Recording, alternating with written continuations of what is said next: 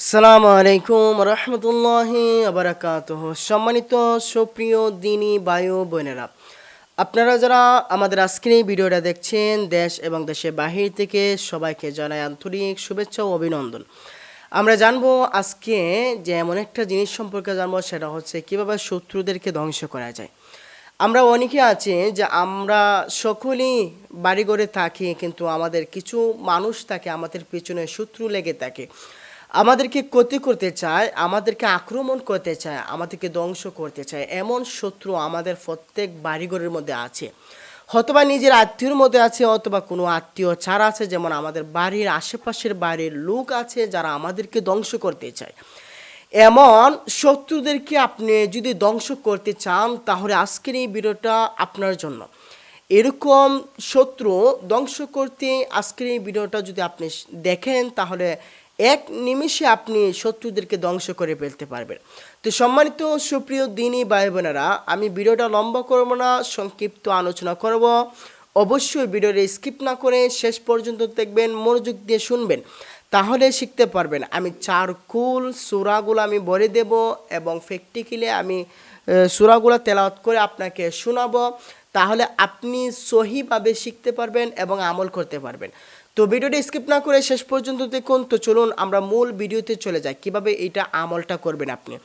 তো আমাদের যারা শত্রু আছে, যারা আমাদেরকে ধ্বংস করতে চায়, আমাদের ক্ষতি করতে চায়, আমি কোনো অন্যায় করি নাই, আমি কোনো অপরাধ করি নাই, আমি কোনো কাউকে ক্ষতি করি নাই, তারপরও কিছু মানুষ আছে যারা আমাদেরকে ক্ষতি করতে চায়। এমন লোক আছে যারা আমাদেরকে ক্ষতি করতে চায়।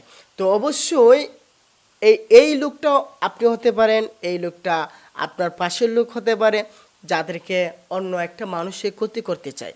তো আপনাকে যদি কেউ ক্ষতি করতে চায়, আপনাকে যদি কেউ আক্রমণ করতে চায়, আপনার শত্রু, আপনার আশেপাশের শত্রু যারা আপনাকে দেখতে পারে না, আপনার সাথে ভালোভাবে মিশতে চায় না, আপনাকে ক্ষতি করতে চায়, ক্ষতি করার জন্য তারা উদাস হয়ে রয়েছে, এরকম যদি আপনি বিপদে পড়ে থাকেন, তাহলে অবশ্যই আপনি আজকেরই আমলটা করুন। তো চলুন আমরা কিভাবে আমল করব। আপনি সর্বপ্রথম যে আমলটা করবেন সেটা হচ্ছে পবিত্রতা অর্জন করবেন। আপনি উজু অবস্থায় থাকবেন, উজু অবস্থায় থেকে আপনি এই আমলটা করতে হবে। তবে সবচাইতে আমলটা কার্যকর হয় আপনি যদি ফজরের নামাজ পড়ার পর, যে সকাল যে ফজরে পড়ে যে একটা আবহাওয়া, এই সময়টা যদি আপনি বাহিরে কোথাও যদি বসে মাটির মধ্যে এই আমলটা করেন, 100%-এর মধ্যে 90% এই আমলটা কার্যকরী হবে। তো সম্মানিত সুপ্রিয় মা ও বোনেরা এবং ভাই বাবারা যারা আছেন, আমাদের ভিডিও যারা দেখছেন, তো মনোযোগ দিয়ে শুনুন। আমি চারকুল ফরে শোনাবো এবং কিভাবে করবেন সেটাও বলে দেব। তো আমরা সর্বপ্রথম উজু করে পবিত্রতা অর্জন করে ফজরের নামাজ পড়ে, অথবা আসরের নামাজ পড়ে, অথবা এশারের নামাজ পড়ে এই আমলটা করব। সর্বপ্রথম পড়বেন ইস্তেগফার, 3 বার ইস্তেগফার পাঠ করবেন। ইস্তেগফার কোন ইস্তেগফার পড়বেন? আস্তাগফিরুল্লাহাল্লাযী লা ইলাহা ইল্লা হুয়াল হাইয়ুল কাইয়্যুম ওয়া আতুবু ইলাইহি। এই ইস্তেগফারটা 3 বার পড়বেন। যদি আপনি এই ইস্তেগফার না পারেন, তাহলে আপনি সংক্ষিপ্ত ইস্তেগফার পড়বেন, আস্তাগফিরুল্লাহ আস্তাগফিরুল্লাহ আস্তাগফিরুল্লাহ। এই ইস্তেগফার 3 বার পাঠ করবেন। এবং আমরা যে নামাজে দুরূদ ইব্রাহিম পাঠ করি, এই দুরূদ ইব্রাহিম 3 বার পাঠ করবেন। এই দুরূদ ইব্রাহিম 3 বার পাঠ করার পর আপনাকে 4 কুল সূরা পড়তে হবে। 4 কুল সূরা পড়ে আপনাকে মাটির মধ্যে ফু দিতে হবে। এরপর মাটির মধ্যে আস্তে আস্তে করে হাত চাপা দিতে হবে। এরপরে আপনাকে হাত তুলে মোনাজাত করতে হবে। এক নিমেষে শত্রু ধ্বংস হয়ে যাবে, 100% আপনাকে গ্যারান্টি দিয়ে বলছি। আপনি এই আমলটা করে দেখুন। তো চলুন আমরা 4 কুল পড়ব। আমরা ইস্তেগফার 3 বার পড়লাম, দুরূদ শরীফ 3 বার পড়লাম। এখন 4 কুল কোন 4 কুল আছে যেগুলো পড়লে খুবই কার্যকরী হয়। তো আমাদের 1 নাম্বার হচ্ছে সূরাতুল কাফিরুন। আমাদের 1 নাম্বার সূরাতুল কাফিরুন। বিসমিল্লাহ সহকারে সূরা কাফিরুন পাঠ করবেন। তো কীভাবে পড়বেন চলুন আমি পড়ে আপনাকে শোনাচ্ছি। আউযু বিল্লাহি মিনাশ শাইতানির রাজীম। বিসমিল্লাহির রহমানির রহিম। قل يا أيها الكافرون لا أعبد ما تعبدون ولا أنتم عابدون ما أعبد ولا أنا عابد ما عبدتم ولا أنتم عابدون ما أعبد لكم دينكم ولي دين এই প্রথম এক কুল গেল আমাদের চার কুলের মধ্যে সর্বপ্রথম সূরা কাফিরুন পাঠ করবেন বিসমিল্লাহ সহকারে সূরা কাফিরুন পাঠ করার পর আবার বিসমিল্লাহ পড়বেন আবার সূরা ইখলাস পাঠ করবেন বিসমিল্লাহির রহমানির রহিম কুল হুয়াল্লাহু আহাদ আল্লাহুস সামাদ লাম ইয়ালিদ ওয়া লাম ইউলাদ ওয়া লাম ইয়াকুল লাহু কুফুয়ান আহাদ সূরা ইখলাস পাঠ করা হয়ে গেলে দুই কুল যখন শেষ হয়ে যাবে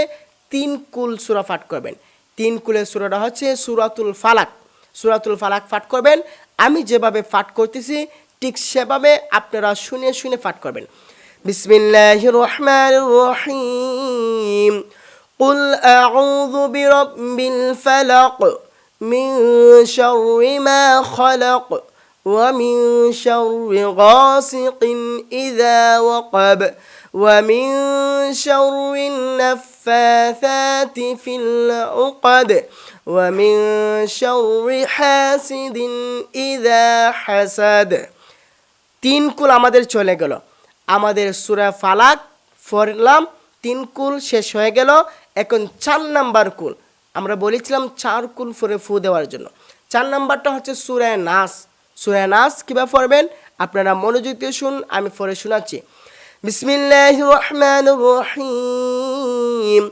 قل أعوذ برب الناس ملك الناس إله الناس من شر الوسواس الخناس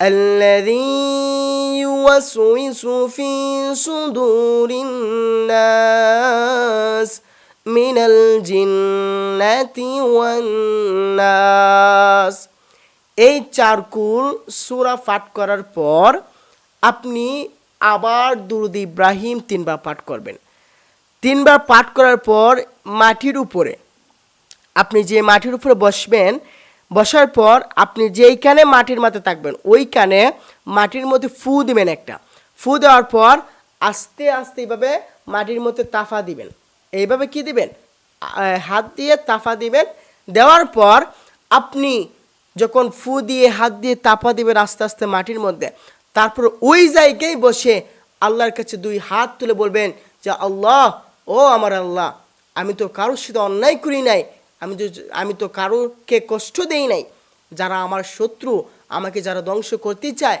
আমার যারা ক্ষতি করতে চায় আল্লাহ আপনি তাদেরকে ধ্বংস করুন অথবা আপনি তাদেরকে হেদায়েত দান করুন আমাকে ওই শত্রু থেকে আমাদেরকে বাঁচান ওই শত্রু থেকে আমাদেরকে হেফাজত করুন আল্লাহর কাছে মুনাজাত দুই হাত তুলে আপনি দোয়া করবেন দেখবেন আল্লাহ রাব্বুল আলামিন আপনার মুনাজাত কবুল করবেন এবং ওই শত্রুকে আপনার কাছ থেকে দূরে সরিয়ে দিবেন এবং আপনার আর কোনো ক্ষতি করতে পারবে না আপনাকে কোনো অ্যাটাক করতে পারবে না আল্লাহ রাব্বুল আলামিন হয়তো তাকে হেদায়েত করবেন নয়তো তাকে আল্লাহ রাব্বুল আলামিন ধ্বংস করবেন তাহলে সম্মানিত প্রিয় দিনী মা ও বোনেরা আজকে যে আমলটা আমি দেখাইলাম ইনশাআল্লাহ এই নিয়মে আপনি আমলটা করুন ইনশাআল্লাহ আল্লাহ রাব্বুল আলামিন আপনার এই আমলকে কবুল করবেন তো সবাই ভালো থাকবেন যদি আমাদের আজকের এই ভিডিও আপনার কাছে ভালো লাগে অবশ্যই আমাদের ভিডিওটা আপনাদের বন্ধু বান্ধবীদের কাছে শেয়ার করে দিবেন তারাও যাতে দেখে শিখতে পারে তো সবাই ভালো থাকবেন